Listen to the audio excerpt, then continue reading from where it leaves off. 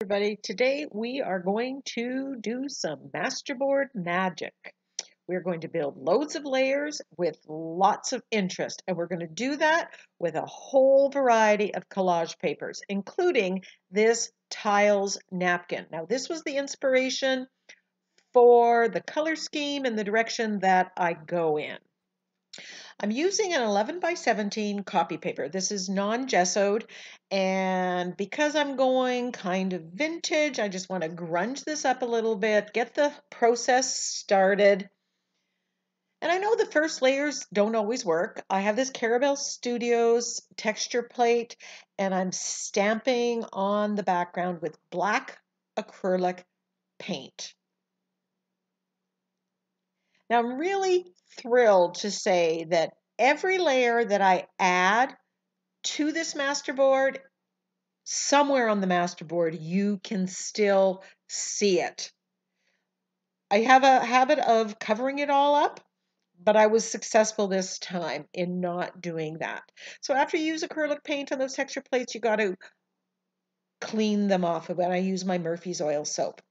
Now that tiles napkin had blues and reds, some burnt orange, and this parchment colored like tea stain color. Now these are music papers that I got at the thrift store.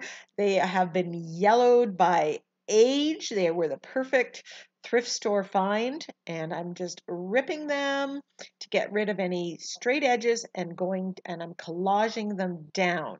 Now at this level, because the paper that I'm collaging down is really thin, I'm just using fluid matte medium from Liquitex, but I do switch to TCW gel medium later on when the papers are a little bit thicker.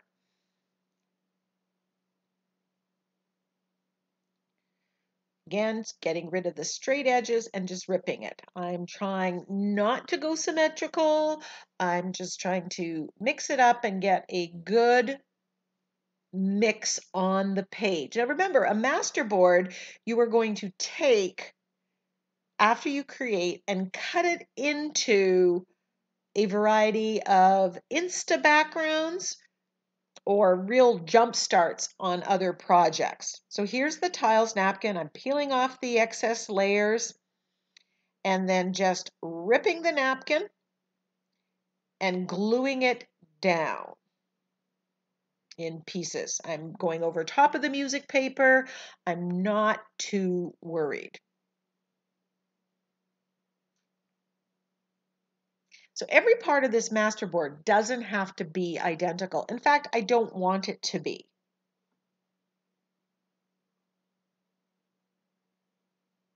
So this tiles napkin, I have another one. I got it as Happy Mail from NinnysNapkins, and I'll put a link to her store.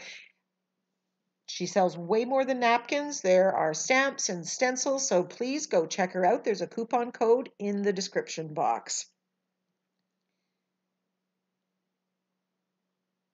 But back to this tiles napkin, it can be used as a focal image if you cut out the tiles and use them. And since I have another napkin, because you buy them in sets of 2, don't be surprised if I use that in an upcoming video. But here I'm using it in the creation of the background, not as a focal image. And as I said in the beginning, was the inspiration for the color scheme of this napkin and the feel. So I'm kind of doing a vintage masterboard here.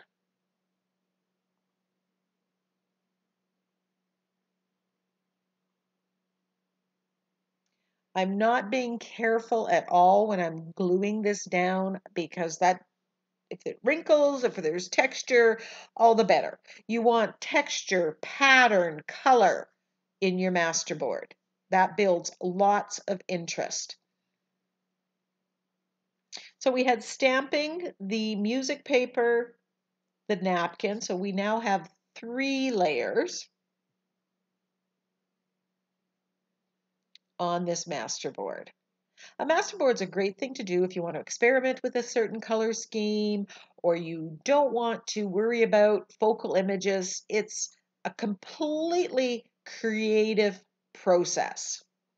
You can just free your mind and just create. Now these are collage papers from Tim Holtz. I believe this one's called Botanical, and I will link that in the description box. And they have these floral patterns. So I grabbed a whole bunch out of this set, and I'm going to collage that down. So that's layer number 4.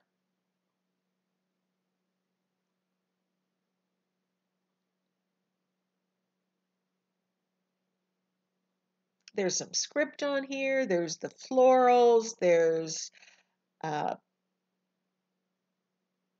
leaves.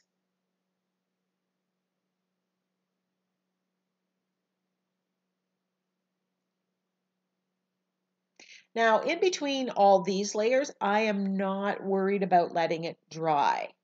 But I do, after I get to a certain level, take the heat tool to it and let it dry.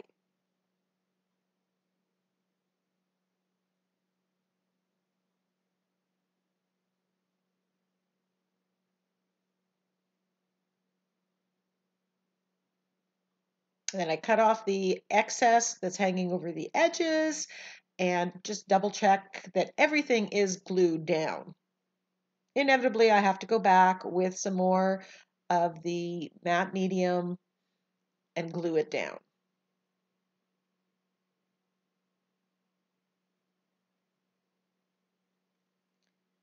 So there are the colors. Now I want some solids on here. So I go to my collage papers, gel prints, and I'm pulling out the red and the blue.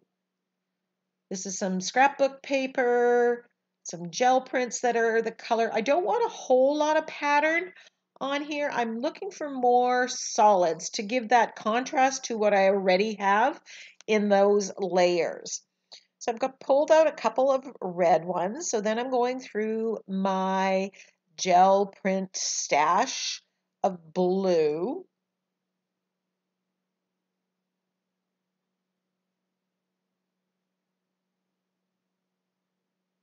That's a coffee filter, and it has some of the black in it, some of the red in it. I'm loving it. It's perfect. There's another different kind of coffee filter.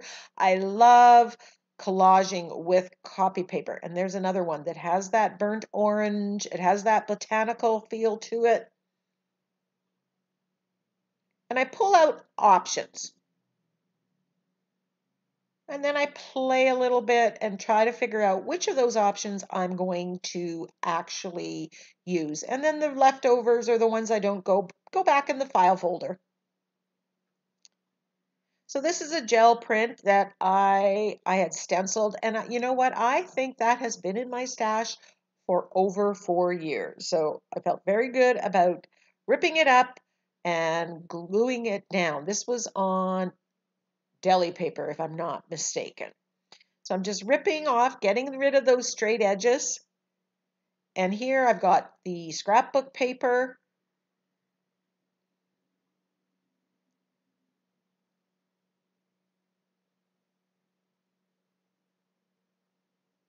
And then the coffee filter.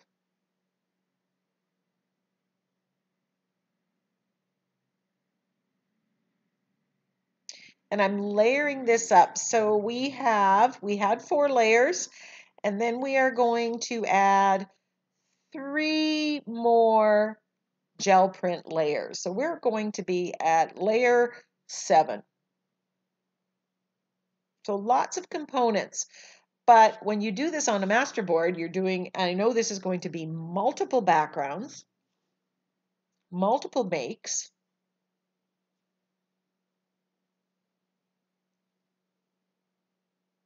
And I like how the solids here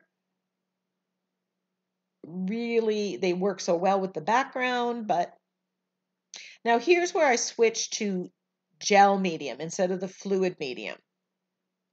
I find gel medium takes a little longer to dry, but it's better for heavier papers. And both the coffee filter that's with paint and the scrapbook paper are heavier. So I really wanted to make sure they glued down.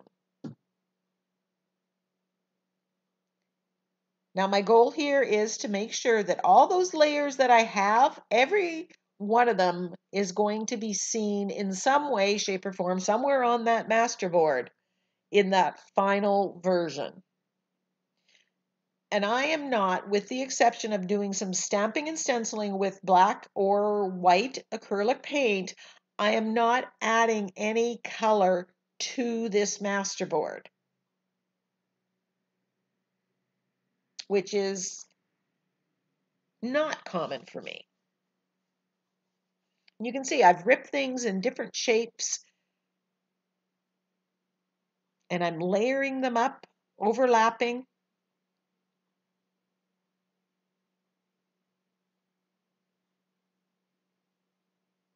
Now I will be taking this 11 by 17, cutting this up and making this into multiple projects, and that video will be coming soon. So if you're not a subscriber, hit the subscribe button. If you are a subscriber, or if you're new, click on the bell and select the option to be notified of upcoming videos. That way you won't miss the masterboard make video that's coming. It's a good idea to turn the masterboard every once in a while, get a different perspective. Remember, at this stage, we don't know what we're going to use this masterboard for. Now we're at 7 layers, and now I'm going to do a bit of stenciling on top. And I have this thankful, grateful, blessed, but that wreath or the botanical, I'm just stenciling, I'm turning it, flipping the stencil, and I'm doing it with black acrylic paint. This pushes back those other layers and just gives you that multiple layered look.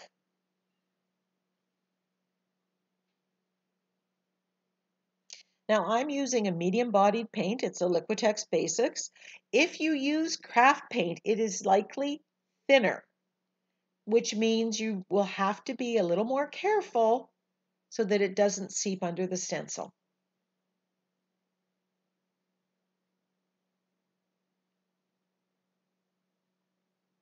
I like how adding this black here really adds contrast to this background.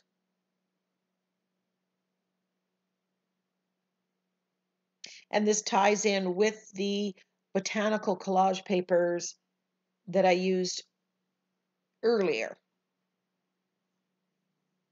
So this is layer 8.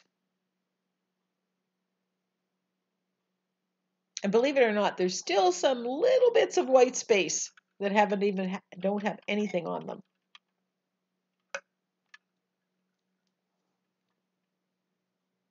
I'm taking some of it off the page.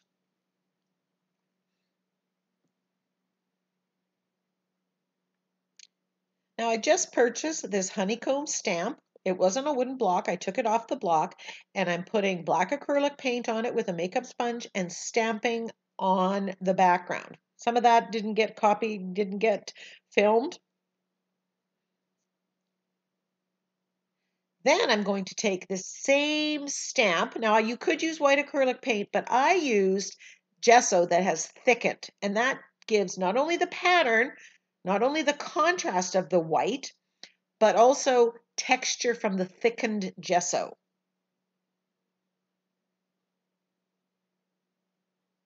So this is layer 9. I'm just spreading the thick gesso on my glass plate there and stamping into it and then onto the masterboard. Now, if you don't have a honeycomb stencil or stamp like this, and I did find one and I linked it in Amazon, you can use the Chickenwire Reversed stencil from the Crafter's Workshop. Would work equally well here.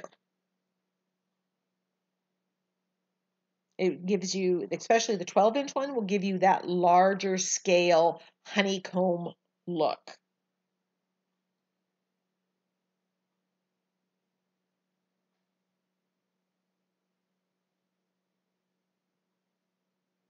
So that's 9 lovely, luscious layers to create this masterboard. Look at all this texture. Close-ups are coming of different parts of this, so you can see how every different part is going to look different. Come back and see the video where I'm going to take this masterboard and turn it into, I think it's going to be 5 different projects.